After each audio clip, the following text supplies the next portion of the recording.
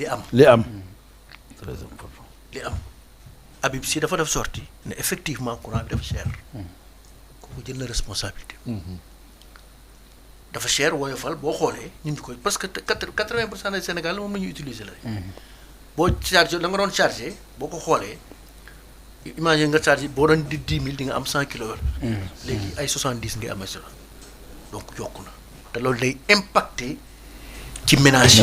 bëree bëri panier de la ménagère. effectivement. mais situation bi ñu koy vivre léegi ñoom il faut li may bëgg mooy boo xoolee téléphone bi dans les années 2000 mais puce di nga ko jënd à 50 000. wala à 30 000 di nga ko jënde mais il a fallu yeneen opérateurs yi ñëw ñu libéraliser ko affaire yi wàcc mais dama ne Sénégal tant que mi ngi contrôler monopole bi non day cher aussi état bi di leen yoreel yooyu yëpp ay coûts la yoo xam ni Sénégal bu ko koy supporter ak branchement clandestin ñaata la ci Sénégal di perdre. responsabilité partagée donc yokk na day impacter ci ménage. pour la rentrée nag nañ les enseignants état bi gis naa ci kàddu bi wax ne le recrutement de 7000 enseignants c'est bien ci les corps émergents nee nañ am di marière yi ñu leen di parce que dama jël affaire bi en cours ils font des efforts. parce que gis nga nit ki bu ñëwee. abo di la wax lu dul dëkk yàlla mooy def ci yow loo xam ne doo ko gëm mais ñi ku jàkkaar ak ñoom langage de vérité bi ñuy technique non sa xel day dal. te non c'est vrai parce que damay suivre parfois. ci chroniqueurs yi tey bien sûr que maa ngi saluer initiative maison de la paix barki de dama gis ñu ne dañuy encadrer waat le métier de chroniqueur. dama suivre benn non c'est très important da ngay seetaan plateau yow da ngay rus. yow mii da ngay rus yow mii nag da def chronique da ngay rus.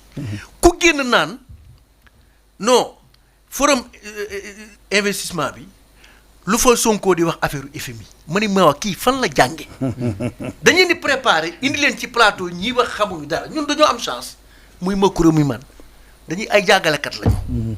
jàngale dafa nekk loo xam ne transversal da ngay lire di comprendre. di analyser di dem. ñu dañoo am chance bi nekkee université. nee naa dafa metti woon en 90 lañ instauré unité de valeur yi da ngay def da ngay def histoire def géographie économique.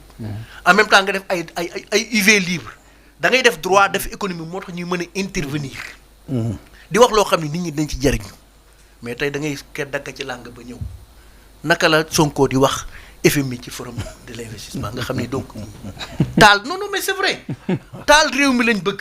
te gis nga affaire dama lay wax une chose intellectuelle ñun bi ñuy man moo Birame maa ngi koy saluer humilité am tase nañu ay ñi ne ko Birame yaay secrétaire général adjoint kaay toog fi mu leen mën fee laay toog. humilité boobu ma am langage de vie bi muy tenir moo ko jaar tey du ñëw wax Sénégalais loo xam du dëgg parce que day rus ne kii mën naa jeen bi mën naa jàkkaarloo moom ñi loolu lañ tenir bien sûr c'est très difficile mais je pense que mu commencé nii moo gën mais bu ñëwee ba ci biir aussi yaakaar na am naa yaqin parce que dañoo défendre le projet bu ñu bokk passé mais injustice la ñoon défendre parce que ay intellectuel lañ lii di amoon ànd nañ muy taw mu wax ma loo xam ne dama ko retenir ba léegi moo xam ne donc foofu lañ jëm moo tax ñu koy défendre am na solo donc ñii vraiment enseignants yi ñu ngi leen di ñaan ñu toog autour d'une table gouvernement bi lu ñu mën la ñuy def lu ñu mënul duñ ko wax duñ ko def à l'impossible ni n'est tenu te ñii ku la yaakaar ku leen jàkkaar la ñu di nga xam ni jàpp nga ne jàngkat dinañ nangul d'autant parce que dégg nañ ku mel ne ñu mel ne waa SAEMS ñi ngi que SAEMS saxuma suma jumul ñoom G7 waaw G7 octobre non au delà sax tey déglu naa kii waay ndax damay Omar Youm mi ngi waxaat ci banque El Hadj Malick Youm par rapport ak tamit ñoom it position yu ñu jël ci situation bi est-ce que jàpp nga ne dañ collaborer si loolu. c'est que école sénégalaise dafa am ay acteurs yu ko bokk. seq ko muy jàngalekat yi muy parents yi muy état bi ba nga xam ne ñoom it parents lañ d'abord. avant ñoo nekk si biir état. kon ça veut dire que lu ñuy daj ñoom loolu la ñuy daj. benn inscription yi ñëpp xam nañ ne 5000 francs la nit ñaa ngi koy appliquer. mais lu tax ci diggante bi ñu naan dafa cher parce que boo ñëwee école da nga am tenue mooy yooyu jokkal mbala blouse mbala tenue de sport ñaar yooyu ala ko aleen da nga ko am exiger nit kuy ñëw si école pour ñu identifier la kii ban élève la il faudra que mu am tenue en général nag tenue bi moom mooy jar soit 5000 wala 6000 wala 7000 wala nangam tenue complète yéreeg tubéy boole ko tenue sport bu tubéy loolu nag soo ko boolee ak inscription 5000 francs bi moom mooy jege ay 20000 ay 18000 ay ainsi de suite quoi moo tax gars yi naan inscription bi dafa cher mais inscription 500 francs 5000 francs la te amul benn école booy dugg sénégalaise ñu ne la élève bi inscrit wut warta jàng si école amul warta jàng si école amul je salue de passage l'IEF de Grand Dakar ak IA de Dakar mooy monsieur Faye ak monsieur madame Ndeye Selbe Badiane parce que dañoo ñëw bii passé ak préfet de Grand Dakar dañoo ñëw keroog école bu ñuy wax CM Aline Diop ci ubbi tey jàng tey ñoom dañoo ubbi tey commencé jàng tey ba ñëwee ñoo gisal seen bopp élèves yi ñëw nañ nit ñi ñëw nañ toog nit ñi di jàng lu tax buñ ko duñu Aline Diop su ko réussir. mais ça dépend ci zone yi nga xam ne aussi ndox mi sonalul leen. non boobu beneen cas la isolé boo xam ne ni tey chaque jour la gis nga école acteurs yi duñ xaar ba tey suba la élèves yi di jàng nga doog naan yaa ngi def sa seram bala nangam une semaine avant yow war nga mën a ñëw ak sa APE ak sa CGE ak association des parents d'élèves ak les anciens élèves ak les associations yu nekk si biir koñ bi ñu ñëw def sa école bi yow nga def de telle sorte que xool nooy réparer talement au service d'hygiène mu defar ñu depuis sa classe ñu def su ko defee yow élève bi ñëw fekk mu opérationnel loolu c'est pas difficile on peut le faire maintenant nag boo jëlee téléphone portable ñu koy aaye te effectivement téléphone portable dañ ko war a aaye ci biir classe bi. ñu bëri ci bokk xalaat de moom. dañ ko war a aaye man d'accord ma syndicat national waruñu ko aaye imagine prof bi nekk di expliquer yow nga nekk di ko caméra manière yu muy def ak yooyu su ko defee ngeen koy. ay vidéo yoo xam ne kay prof lañu zoom prof bu jigéen lañu zoom ko nii. su ko defee yow. booy expliquer da ngay gesticuler pour que élève booy jàngal mu comprendre nan ngay mën a def. su ko defee yow nga dagg ko seen IA yooyu di ko def ko sànni ko sa gars yi ñu koy warloo dëkk bi noonu te xamuñ ne boo vidéo nit sànq yëgu ko mu sa kaso xañ na si. parce que élève bi xamul. te dafa ensuite nga jël sa téléphone doo ko sa portable devoir jot nga photo devoir bi doo ko si IA mu defal la ko mu jur coow mooy indi tricherie ñu naan ñi ngi di tricher ñii tricher nañ nangam ñii tricher nañ nangam ñii tricher nañ nangam je donne un exemple dafa am benn anecdote ci benn école de la place booy bi devoir espagnol la def devoir espagnol prof espagnol bi xam na ne moom bu mu liiree devoir bi nee na moom espagnol bi muy làkk espagnol surtout nii la ba nga xam ne moom prof bi sax pour mu teg ko am problème la nekkate booy bi IA bi la utiliser. intelligence artificielle. lu tax duñu leen former ci loolu aussi. non IA bi mën na defar mën na yàq léegi moom formé booy bi lu ko weer mooy IA à chaque fois da lay bindal loolu su nekkee am nga beneen question mën nga koo poser en espagnol booy bi recopier loolu comprendre nga loolu yëpp. espagnol parlé man mi di kii waaw man mi espagnol la. waaw espagnol parlé. ak espagnol écrit. voilà. dafay am kii mooy li ngay wax ci IA bi. man damay jël bind français. waaw traduire ko ci espagnol. reprendre ko. parce que dafa am yoo siy segg yoo xam ne. IA bi du ko comprendre c'est-à-dire lii di nga xam ne sens bi. waaw démb rek maa ngi envoyé benn kilifa espagnol fii ci dëkk bi. mais bi ma ko bindee ba pare. dama ko segg puisque yow ni nga koy bindee. bind bi ak compréhension bu muy am du nekk benn il faut nga seggi ko. moo tax ma ne la IA bi mën na defar te mën na yàq te fu mu nii xalaat amatul da ngay jox rek ne xaaral ma dugal ko ci chat GPT mu dóoral ma ko mu daanu te loolu mën na loolu esprit de recherche bu ñu doon ut ci nit ki. muy intelligence physique bi ñu doon bu ñu doon ut ci nit bi nga am mémoire war koo bind gis Abdoulaye gis professeur. gis Diallo mu wax la jox la information nga bind boole ko compiler defar sa benn mémoire bu na loolu amatul loolu yëpp bu téléphone portable bi ñu ko génnee ci école bi gisoo boo xoolee bañ ko génnee ci école ba léegi gis nga tricherie ba wàññeeku na bala tricherie nangam na fi jëñ complètement am nañ nag ay tablettes yoo xam ne da nga koy jàngee yooyu boo xoolee en général dañ koy paramètre de telle sorte que mënoo dugg Facebook mënoo dugg nangam mënoo dugg te mais grève des enseignants tamit il faut lay daan la il y a ce qu'on appelle les décisionnaires décisionnaires yi mooy ñoo xam ne ni nekkuñ fonctionnaire ay décisionnaires lañ te xeex bu yàgg la tax xeex ñooñu waxoon nañ dañ leen loolu waxoon nañ ne dañ leen dugal directement dañ leen génnee corps décisionnaire yi dugal leen corps des fonctionnaires.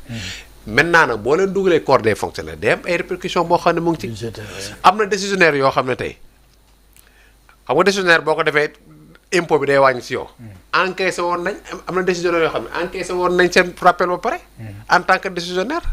bokkut ak lu kii bi lu bokkut ak lu fonctionnaire bi doon jël. loolu yëpp boo ko boolee ñu ko day am incident financier léegi bu amee incident financier nag diggante yi Abdou yaramu di nga bu yére bu bees ak yaramu neen boo koy def foog yaramu neen dox ci diggante bi. dox ci diggante bi nag mooy dëgg mooy xaar bu ñuy xaar ñu defar décret bi xool ko xool ban incident lan la am ak lan la war a yokk ci budget bi lan ak lan lañ mën a def. noonu lañ ko mën a def maintenant nag bu ñu defee braado ko commencé dañuy jëte xeex ak ñoom tout léegi école la ñuy tëj gannaaw suba boo bëggee grève suba bala gannaaw suba il faut ñoom it ñu dawal compréhension dawal des trucs de patriotisme ba nga xam ne nii tey dëkk bi ñun ñoo ko bokk dëkk bi ñun ñoo ko bokk. ak ensuite parmi les rappels. da ngay dégg ñu ne damay dugal rappel état bi sàcc ma. la nangam dagg la tronqué kii yow. Abdou rappel trans la dañ ne la heure boo dugalee xaalis ba nangam am na nangam mi leen. bien sûr. dama la jox benn exemple rek mooy service financier ngay joxe xaalis bala nangam ñu ne boo envoyé 5000. war nañ ci dagg supposons 50 francs maintenant nag 5001 boo ko envoyé ba 5010 mën nañ dagg 10 francs 5001 ba 5010 mën nañ dagg 10 francs léegi yow boo amee 10 boo waree envoyé 10 000 te yow envoyé woo 5000 bi da ngay génn si tranche yi 50 francs bi tranche yi 1000 tranche yi 10 000 100 francs bi ngay toll boo tollee tranche 100 francs bi nag moom mooy jur coow ñu naan damaa jox xaalis l'état bi la jox xaalis fii dagg ko loxo be teg fekk dañoo comprendre comment ça fonctionne dañoo comprendre comment les salaires nuñ koy calculer comprendre uñ comment boo dugalee xaalis du koy fonction publique di Diallo en tant que directeur d'école en tant que parent d'élève ñu dem ci ban laa si war a jël. waaw non ñaar yëpp. non boo mu si jël yow yaa may wax ban laa si war a jël puisque si jël ci en tant que parent. Les parents souffrent surtout par rapport man léeg-léeg sama doom bu jigéen su ma ko gisee le matin mu jël cartable am teg ko si ndigg bi war a dem jàngi daf may métti parce que bagage yi mu nekk ci biir saak bi rek ëpp na ay kilos moom. du ko àttan sax. bon matériel pédagogique bi aussi cher na trop. bon maintenant nag par rapport ak ubbi tey jàng tey bon ñi nekk si privé bi. am nañu tuuti retenu par rapport bon système d'enseignement privé catholique bi moo qualité d'enseignement bi alhamdulilahi rabbil alamin tey aussi am na ay daara yoo xam ne tey tamit ay daara de très haut niveau de très perfectionné man am na benn daara bu nekk bon à Kër Massar où ce sont des gens qui prennent leurs enfants aux États-Unis pour les amener ici pour ñu jàng am connaissance redressé wu am beneen esprit social parce que fële dañu commencé nekk ci système bi commencé dérivé mais bi mu duggee ci biir daara boobu ma foi j'ai été ébahi pour quelqu'un qui a été en Europe par rapport à la qualité l'organisation l'hygiène la politique l'éducation xale bi dañ lay responsabiliser yooyu yaay am na foo xam ne doo fa dugg ak dàll donc daara yi aussi ça c'est ça les daara modernes. daara éducation la. ok donc yooyu je pense que il est fondamentalement que l'État puisse prendre ça comme exemple du lépp négatif hein.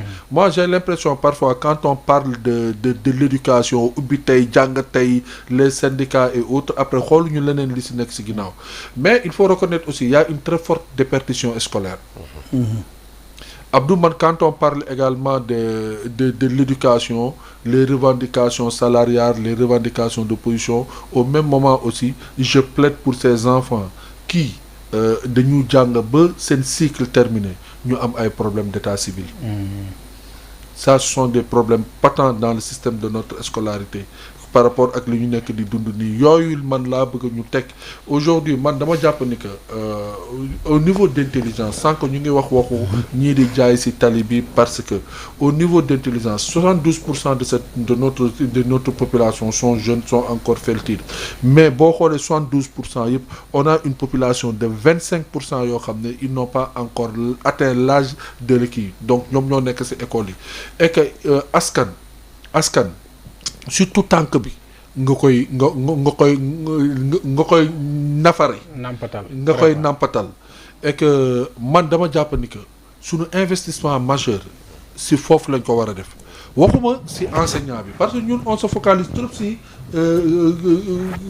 qualité wu enseignant bi situation wu enseignant bi mais xale bi aujourd'hui j'ai été très content quand j'ai entendu le ministre parler de vraiment de l'aspect alimentaire dans l'école. xam nga fii y avait un programme le lait à l'école bu ñu expérimenté woon à Dakar mais da ngay xool ay xale un bon programme un excellent programme qui doit être le déjeuner le déjeuner à l'école.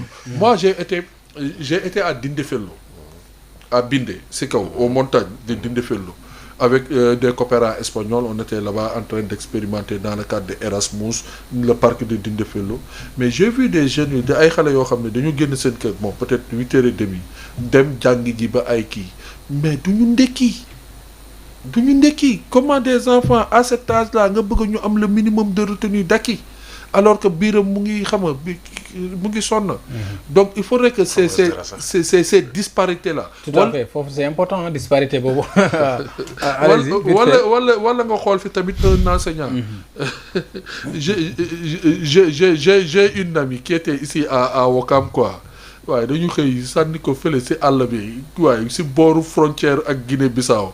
daf ma mës a envoyé benn moto mu ngi yëpp si moto xale boo xam ne mu ngi jekk rafet tranquille xale day njaga kii mais donc tu prends aujourd'hui une enseignante qui tu le mets là-bas dans des conditions de précarité. boo xam ne léeg-léeg village bi nga ko yónnee à peine la am courant. donc ça sont des disparités qui sont dans le système également. que nous ne parlons pas. et qui fragilisent le système. tout à fait gis nga man dama jàpp ni que doomu japonais bi système scolaire bi ñuy Japon mën a def ba xarañte ba nekk à niveau de technologie de numérique bi yegg foofu man mon enfant Abdourahmane qui est à la maison moo may sama smartphone moo ma gën a xam nan la léeg-léeg sama smartphone bu kii sama portable sama ordinateur bu damay dem ba benn instant day planté wu du ma xam nan laa koy taale day ñëw tak toog benn instant redémarre am nga ne Abdourahmane comment tu as fait pour allumer le mopp alors que man toog naa presque jëlee naa ko bureau ñëw pour taal ko am problème donc nos enfants sont très intelligents. ils ont une intelligence très avancée. l'important de repenser aussi orienté leen ci yenn filières mais bu ñu leen bëggee jox ay kii donc voilà des problèmes de disparité par rapport à notre système. mooy table li nga doon wax aussi war nañ leen mën a préparer ci monde de pour terminer Abdoulaye vite fait par rapport ak l'IA. man il faut faire trop attention ak l'IA. gis nga intelligence artificielle boobu fu ñu ko bëgg a yóbbu maara day taal yi ñun dañu jàpp ni que système classique bi warul système moderne bi warul kii xam nga lan la recherche à la pédagogie c'est-à-dire dem jëli ubbi livre nga gis question yi ñu la ko poser par rapport après la lecture du texte paresse la lay indi sax mais da ngay doon livre ñu poser la ay questions ci livre bi nga commenter ko jëm yóbbu sa mag ne ko xoolal li ma tontu nii wala li ma kii nii wala les 4 questions du professeur. mais tey boo génnee sa smartphone comme li nga kii yi lenn sax doo bind. nous sommes allés jusqu'à doo bind sa copine. maam Seyni xam nga nan lay def. day kii mu Google bi poser question bi Google day kii mu ñëw boo werantee ak moom mu ne la lii la Google wax mon tonton Google lii la wax. nee na waar Birame sur cette question mu mel ne ni ñu gis sax souvent que ne dañ naan éducation li ñu fay def ci budget amul benn département ministériel bu ñu fay def mais malheureusement moo fi ëpp coow d'ailleurs commencé guñ sax coow yi dégg nga syndicat yi commencé jug ndax mën nañu yaakaar ñu am année scolaire bu apaisée ak dogal yi nga xam ne aussi tàbbiwaat na ci yees téléphone portable yi ñu tere ak yeneen yu mel ak vraiment woyofal gi nga xam ne Pape Macoura waxu ci xam naa ne courant day fees xaw na solo nit ñi ak ouverture bi ak fourniture scolaire yi. woyofal def nañ débat spécial. éducation te mënta changer kay. liñ ci war a changer diisoo nañ ci ba sonn mënta changer. liñ ci war a changer dafa bari. y a trop de problèmes dans l'éducation. Tout à fait. xam nga booy revendiquer dara dafay fekk nga matale li nga xam ni yow ñu ngi la koy laaj. moi je parle des enseignants. aujourd'hui c'est vrai que ils ne sont pas nekkuñu ci conditions yi war a nekk dëgg-dëgg mais aussi war nañu mesurer n'est-ce pas le développement économique fi mu toll. c'est-à-dire les problèmes économiques que nous avons war nañ ko mesurer parce que ñun ñëpp ñoo bokk réew mi c'est extrêmement important. am na lu nga xam ni Macky Sall defoon na ko yokk ko ci salaire enseignants yi. aujourd'hui je crois que plus ou moins véritablement misère bi amoon ci n'est-ce pas les enseignants amatul wala xaw na wàññeeku moi je parle en connaissance de cause. waaw loolu bu amee gouvernement ñëw ngeen bokk réew bi ngeen war a àndandoo liggéey man ma nekk parent d'élève nekk enseignant en même temps nekk en même temps syndicaliste donc ñetti casquette yooyu war na ma mën a tax ma xalaat nan laa war a def ba lii muy sama métier mu dem ci kanam. mais ci kaw waxtaan bi nga xam bu ñu ko defee aussi la nga fa engagé wu nga respecté ko aussi. waxtaan bi c'était clair y a l'autre gouvernement bu nga xam ni am na lu mu diggee woon loolu Sonko bi mu ñëwee dafa ni mënuñu ko. clair net et précis. la ñu mën la ñuy def par rapport aux revendications. li nga xam ni moo ëpp solo mooy xale yi nga xam ni dañuy toog te du ñu am ku leen jàngal on a recruté beaucoup d'enseignants 7000 et quelques. alors loolu c'est un effort par rapport à li ñuy dund tey nga xam ni économiquement nous avons des problèmes. ça veut dire que le gouvernement jàmbaar la loolu la ñu war a xool bu ko defee ñu mën a harmoniser da nga wax léegi lu am importance par rapport aux inscriptions il parle des inscriptions mais au fond ce que demande le ministre est-ce que les gens le font defuñu ko au fond il y a des disparités à n'en plus en finir da ngay ñëw ñu ni la nangam la ñuy inscrire man mais inscription yi mënu ma la wax ñaata laa ci def ba pare les gens ont des problèmes pour s'inscrire et puis li nga wax nii c'est-à-dire c'est le principe rek mais du dëgg au fond dañu fa war a àgg mooy boo ñëwee amagoo inscription ñu mën la muñal weer ñaari weer ñetti weer mais duñ ko def man am na un jour j'ai appelé le ministre parce que véritablement dañu génne xale yi ni duñ jàng te wóor na ma ni parents yi taxaw foofu amuñu xaalis boobu il a fallu que ñu woote pour que ñu jox injonction principale bi fa nekk pour mu def li mu war a def parce que kenn sant ko loolu d'ailleurs les inscriptions ne sont pas obligatoires singulièrement à l'école élémentaire. Participation des parents d'élèves la ñu wax. ca kees ga la jëm. alors moi j'ai eu tous les problèmes du monde bi ma nee ren inscription amul mais parents d'élèves yëpp dañ ma mere xam nga ñoo ma mere. comité parents d'élèves ba fa nekk nga xam ni dañuy récupérer xaalisu parents d'élèves yi ñooñu ñoo ma mere. te ñoom bu ñu récupérer xaalisu parents d'élèves boobu amul dara lu ñu fay liggéey loo xam ni. véritablement di nga ko gis.